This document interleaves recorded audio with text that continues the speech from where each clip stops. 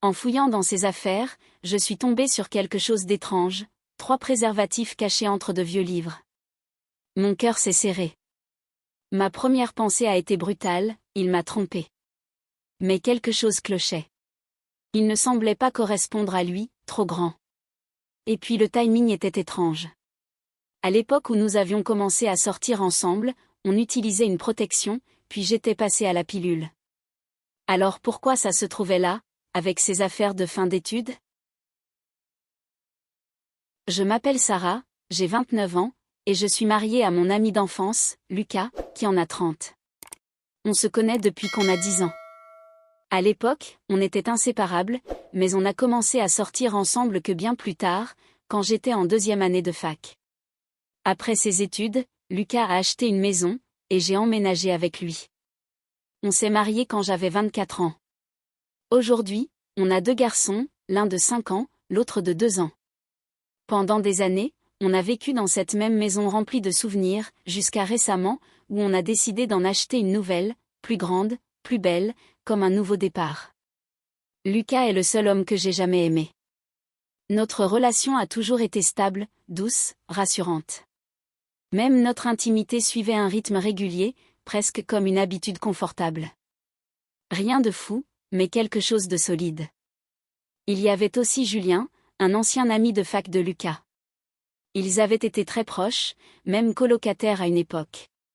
Avec le temps, la vie les avait un peu éloignés, chacun fondant sa famille.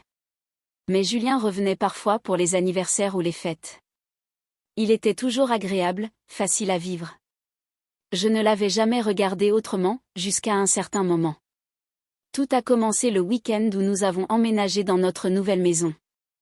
Lucas et moi étions occupés à trier de vieux cartons dans le garage. Des souvenirs de la fac, oubliés depuis des années. En fouillant dans ses affaires, je suis tombée sur quelque chose d'étrange, 3 préservatifs cachés entre de vieux livres. Mon cœur s'est serré.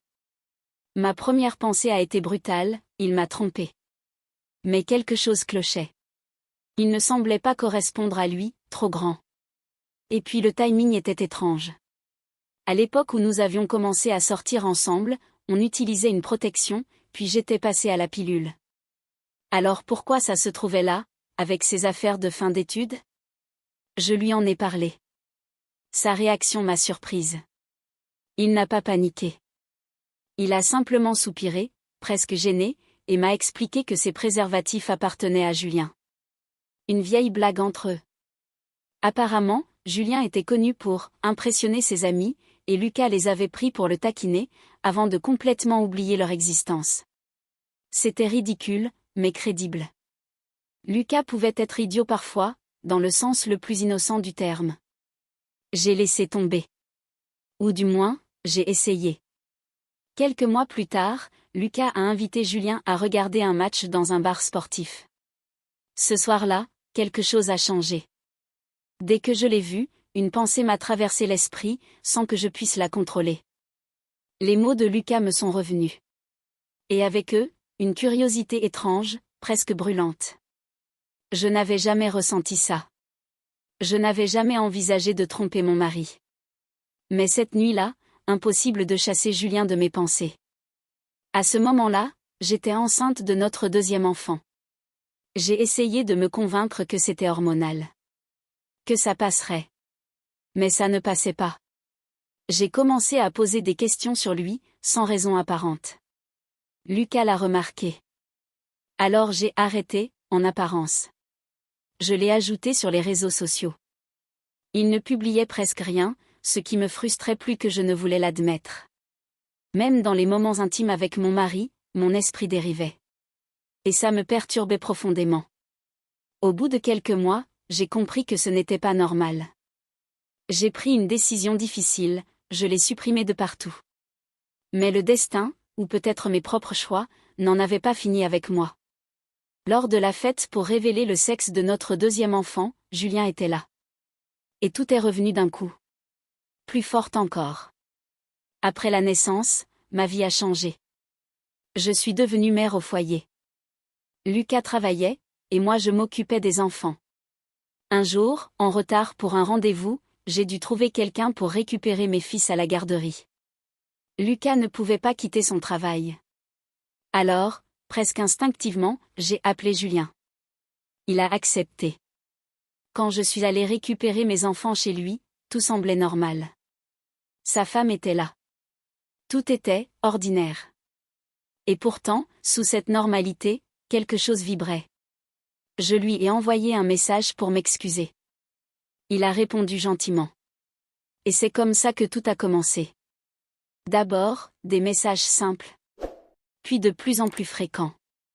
De plus en plus personnels. On a fini par discuter ailleurs, là où les messages disparaissent. C'était plus discret. Plus dangereux aussi. Un samedi, j'ai trouvé un prétexte pour le voir, faire du shopping. Avec les enfants. Ce jour-là, j'étais nerveuse. Excitée aussi.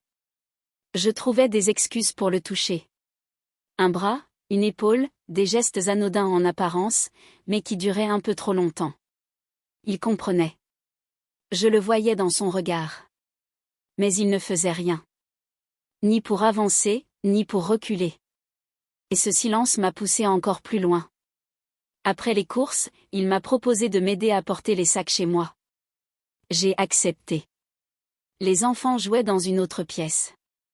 Dans la chambre, l'air semblait différent. Plus lourd. Je parlais, sans vraiment savoir ce que je disais. Lui m'écoutait. Puis il m'a fait un compliment. Simple. Mais il a suffi. Quelque chose a basculé.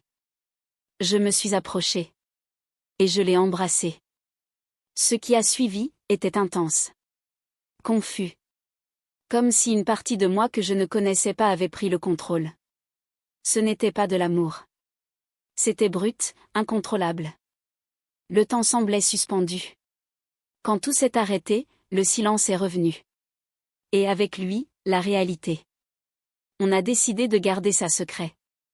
Mais au fond de moi, je savais déjà que ce n'était pas fini.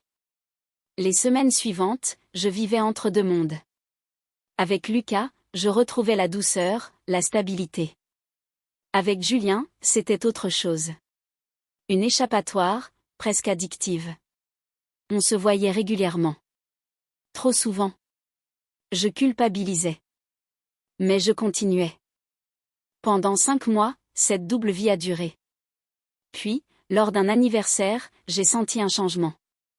Julien était distant. Ses messages aussi. Quand je lui ai demandé, il m'a avoué que sa femme avait des soupçons. Et que lui, se sentait coupable. J'aurais dû arrêter là. Mais je n'y arrivais pas. J'avais besoin d'une fin. Une vraie. Je l'ai convaincu de me revoir une dernière fois. Dans un hôtel. C'était différent. Plus lourd. Comme si chaque geste portait le poids de ce qui allait suivre. Quelques heures plus tard, tout s'est effondré. Un message, elle sait. Sa femme avait des preuves. Des images, des traces, tout. La panique m'a envahi. Je suis rentrée chez moi. Lucas était là. En larmes. Je n'oublierai jamais ce moment. Son regard brisé. Le silence entre nous. Puis ses questions. Je lui ai tout avoué. Tout. C'était le jour le plus sombre de ma vie.